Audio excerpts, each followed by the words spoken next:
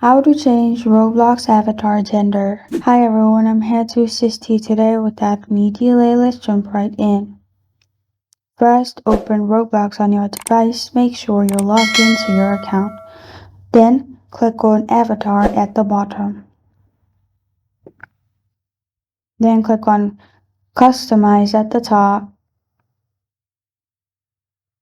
After you're in Customize, click on Characters. After you're in Characters, click on the purchased characters that you have. It will show all the characters that you have. Now, in my case, this is girl now. You can make it to boy by clicking on switch. Or again, turn into a woman. And in this way, you can change Roblox gender. This is how to change Roblox avatar gender.